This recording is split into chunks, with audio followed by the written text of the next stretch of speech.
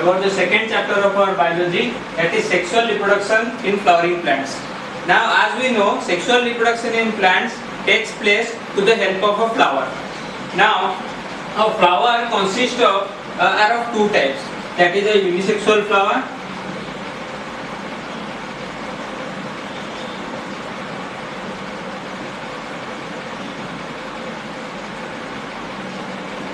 and a bisexual flower.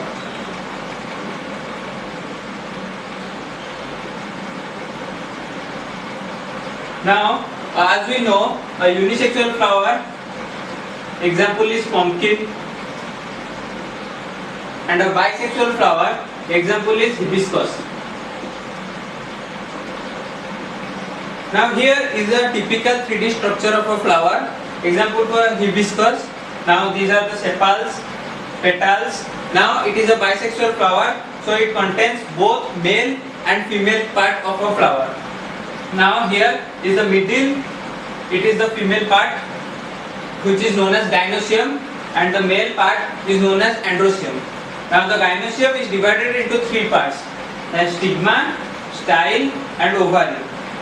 In the stigma, it is the base for receiving the pollen grains. Now, through the style, the pollen grains get transported to ovary, and in the ovary, fertilization takes place. Now, it is the male part. We come to the male part. The male part is divided into two parts. That is, the upper part is known as anther, and the stalk is also known as the filament, which connects the anther to the petal of the flower. Now we come to the study about the male part of the flower, that is androecium. Now it is the 3D cross section of the male part of a flower. Now a male part, that is the anther, is generally a bilobe structure, and each lobe having two theca, that is they are dithecous. Now here we can see their dithecous structure. Now here inside it is also known as the microsporangia. Now inside here the microsporangia, formation of pollen grains takes place. Now here the formation of pollen grains takes place through the process of microsporogenesis. Now here the microsporangia has four layers. That is four layers. That is epidermis, endothecium, middle layer, and tapetum. While all the outer three layers, that is the epidermis, endothecium, and middle layer, help in protection of the flower, whereas the tapetum help in nourishment of the pollen grains. Now the microsporangium has, the four layers. Now the anther, the sporogenous tissue. Here the sporogenous tissue here, where microsporogenesis takes place for the formation of pollen grains. Now we will study about the process of microsporogenesis. That is the formation of pollen grains.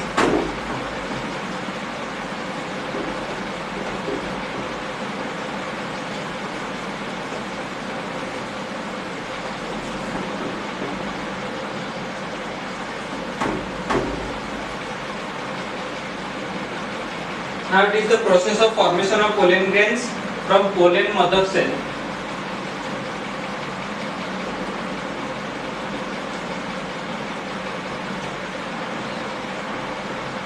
PMC,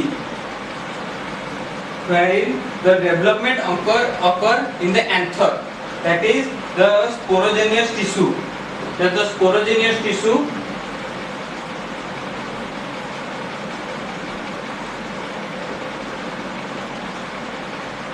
undergoes meiosis to form microspore tetrad.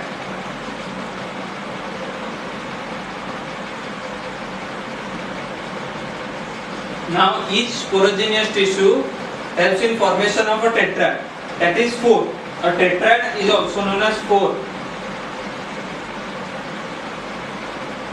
Now each cell has a potential to form a PMC.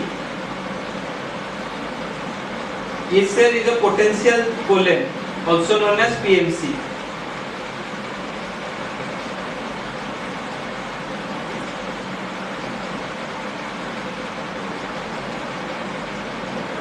Now, as the PMC matures, it helps in formation a single pollen grain, and they detach from each other and they form pollen grains.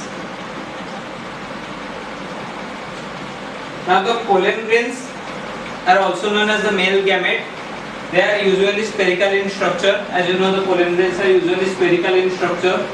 They are small. You may have seen the pollen grains in the hibiscus flower, which are yellow in color. When dusted, yellow in color and large in number. Then the pollen grains are very hard structure. The outer layer of pollen grain is made of exine, and the inner layer is made of intine.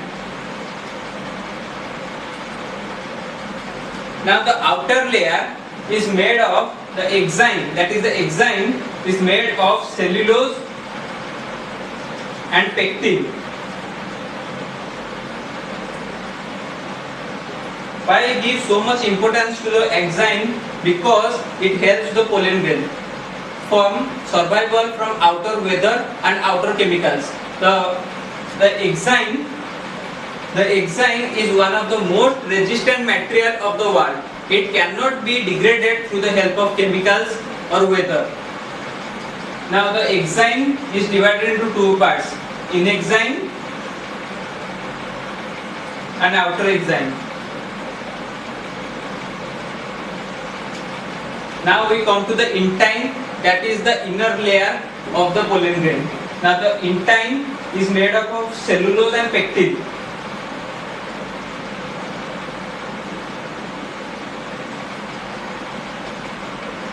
Now the mature pollen grain contains two cells, that is a vegetative cell and a generative cell. Now what is a vegetative cell? Vegetative cell contains nucleus, irregular nucleus, and have food reserves. That this pollen grain is consist of two parts.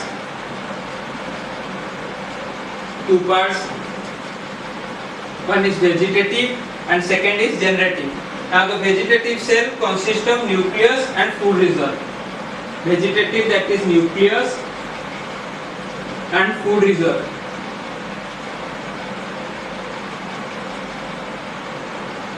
Now the generative cell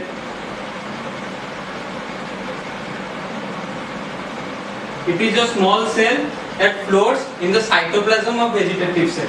So it floats in the cytoplasm of vegetative cell.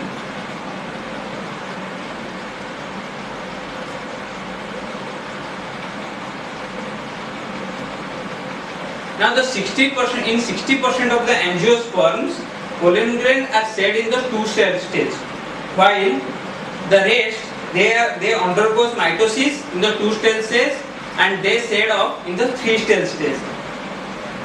Now the vitality of the pollen grains are very large days. It can ranges from 30 minutes to a few months. Now pollen grains are very resistant to weather and chemicals, so they are very viable. They can range from 30 minutes to few months.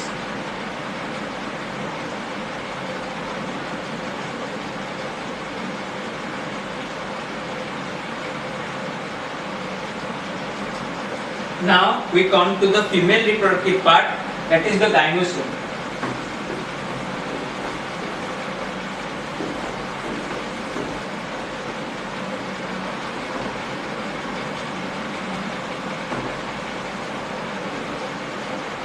Now as we know, the gynecium is the female reproductive part of the flower. This is the female.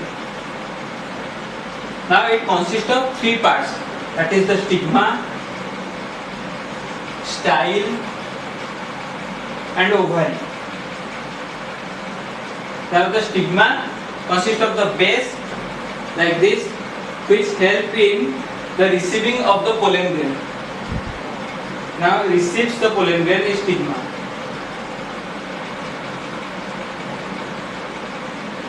Now the style helps in transportation of the pollen grain. It is a slender structure which helps in the transportation of pollen grain from the stigma to the ovary. Transportation.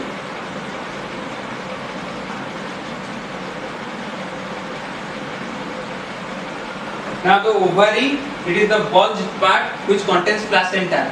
Where fertilization takes place, it is the ovary, which contains placenta, and it is the bulged part.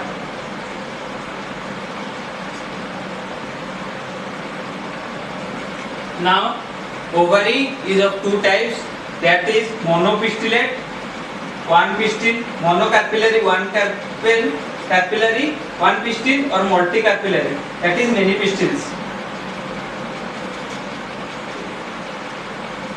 Monocarpillary, one pistil,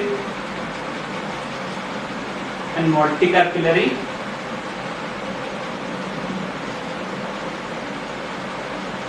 it is many pistils.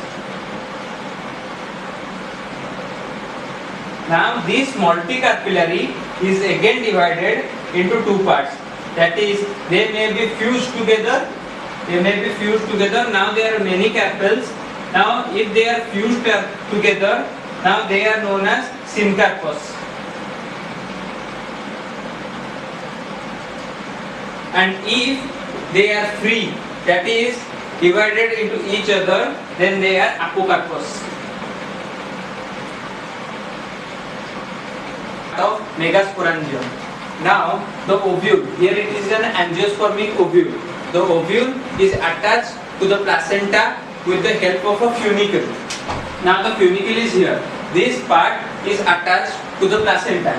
The meeting point or the junction between the placenta and the funicle is called hilum.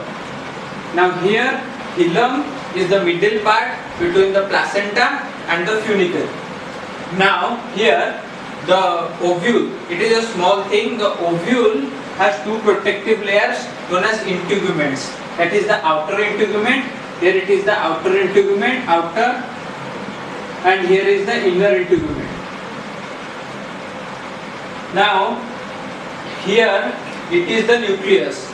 Now the nucleus has one megaspore mother cell. Now the megaspore mother cell has a dense cytoplasm. Now it is the megaspore mother cell. It has a dense cytoplasm. Now it has a dense cytoplasm. It divides meiotically. Remember, the megaspore mother cell divides meiotically. Now it divides meiotically to form 4 megaspores. 4 megaspores, but from the 4 megaspores, 3 of them degenerate. 3 of them degenerate and 1 remains here as the functional megaspore. Now the functional megaspore has a nucleus. First it divides mitotically to form 2 cells, then again mitotically to form 4, and then again mitotically to form 8. Here 4, here 4. Now the lower end is known as chalazal end, and the upper end is known as the micropylar end.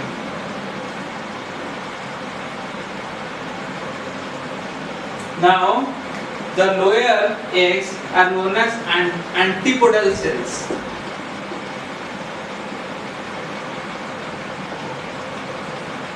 That is, the eggs which remain at the chalazal end are known as antipodal cells, and which remain at the upper end, that is the micropylar end, are known as egg cells.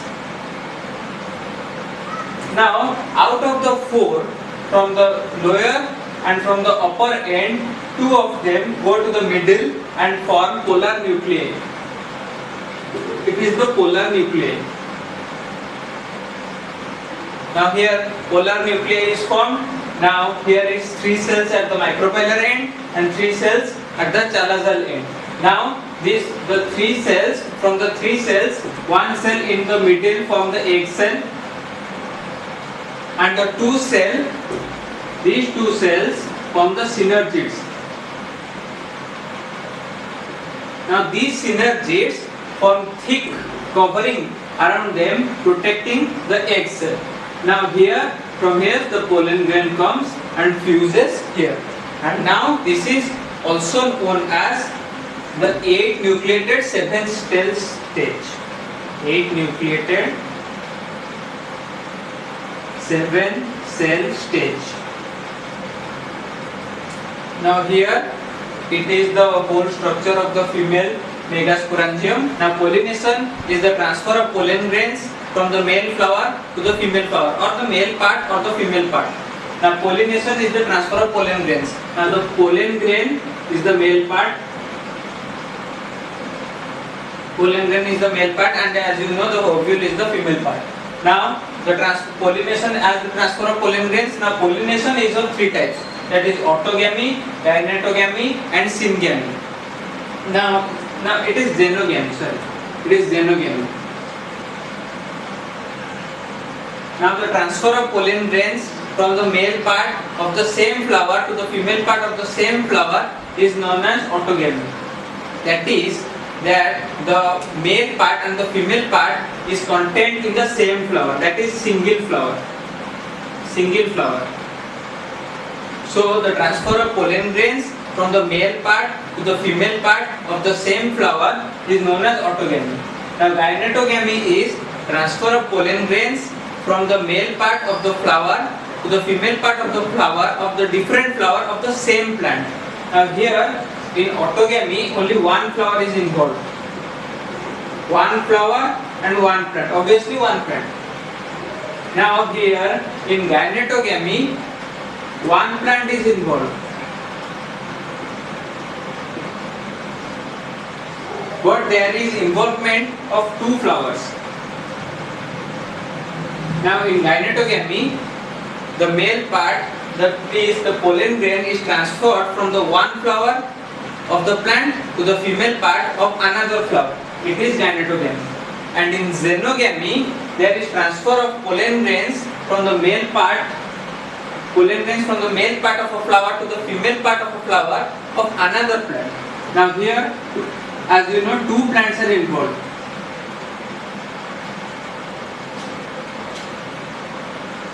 As there is transfer of pollen grains from one plant to other plant, it is known as xenogamy.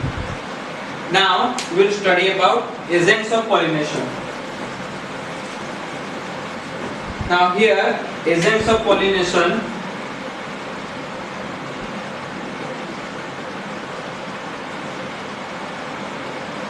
There are 2 agents of pollination. That is the biotic agents and abiotic agents. Now the biotic agents constitute of animals, insects, human being, etc. And the abiotic agents constitute of wind and water.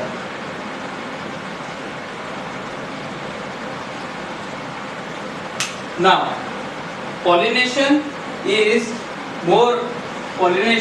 abiotic agents is more common in wind, because in water sometimes the pollen grains lose their viability. Now, the pollen grains has to be viable to be wind pollinated. They should have the characters to be carried by wind. So the wind pollinated pollen grains are generally feathery, light and non-sticky. So these are characters for a pollen grain to be pollinated by wind. Now, as you know, the 3 characters, that is feathery, light and non-sticky, it gives that viable, as it is feathery, it will catch the wind so that it will fly over a long distance, and as it is light, so that it can fly, and non-sticky, because if it hit an object, it doesn't stick on it. So these are the characters for wind pollinated. Now water pollinated have a outer covering. They are also light and mostly done in plants living in water or living near the water. Now here we understood that the water pollinated plants are living near the water. Obviously, if a pollen grain need to be water pollinated, it should live near a water body. Now, here we see a difference. At the pollen grains which are pollinated by biotic agents are very colorful, and they are having nectar, and the flower is having nectar.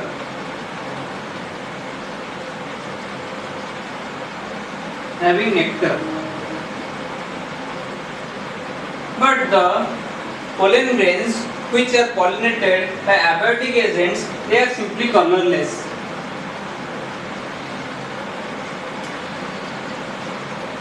And light. So why it is difference?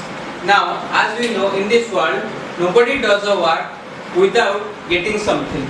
Now, when the pollen grains which are pollinated by biotic agents, that is animals and insects, the flower offers either a color or a smell or nectar to the insects or the animals, so that they will get attracted and get some benefit from it. But from the abiotic agent, the pollen grains which are transferred from abiotic agents, wind and water doesn't need any of these. So the pollen grains are light and usually colorless, and the flower doesn't contain any nectar.